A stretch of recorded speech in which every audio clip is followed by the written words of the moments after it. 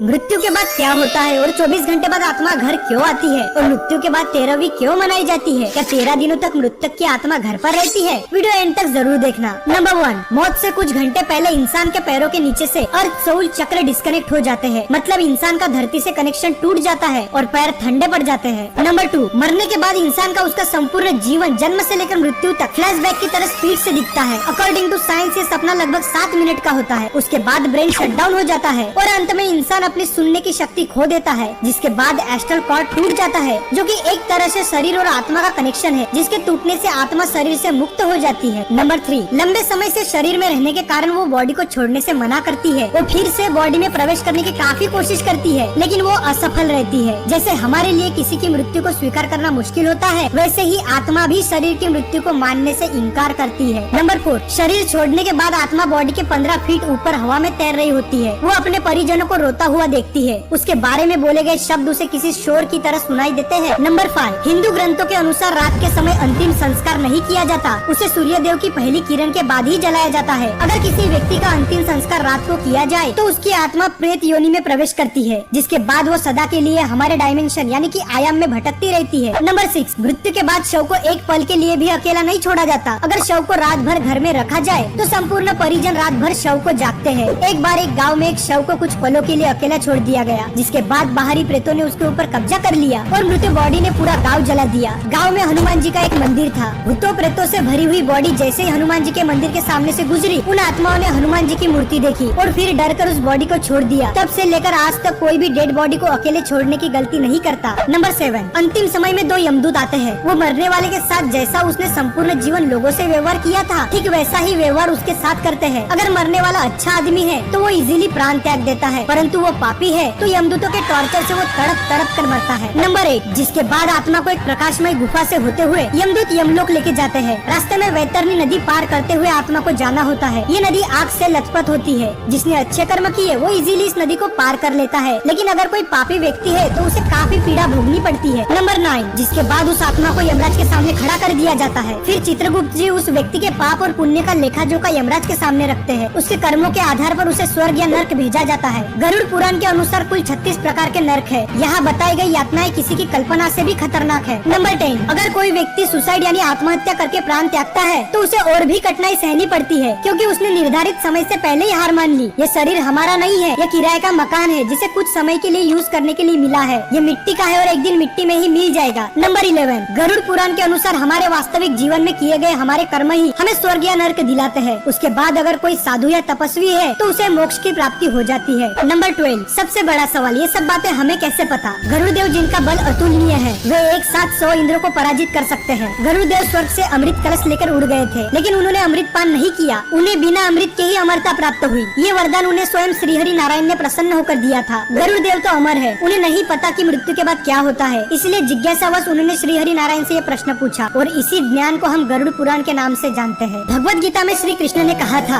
आत्मा न तो पैदा होती है और न ही वह मरती है, वो तो सिर्फ वस्त्र की तरह एक शरीर से दूसरे शरीर में प्रवेश करती है। मृत्यु तो केवल शरीर की होती है, आत्मा की नहीं। ये जीवन मृत्यु का चक्र यूं ही चलता रहता है, इसीलिए don't die before you are dead, मरने से पहले कभी मत मरो। अंतिम समय में राम नाम सत्य है इसलिए कहा जाता है क्योंकि वही संपूर्ण जीवन का सार है। श्री राम ही सर्वश्रेष्ठ है, वही सत्य है। अगर वीडियो पसंद आए तो वीडियो को लाइक और चैनल को सब्सक्राइब जरूर कर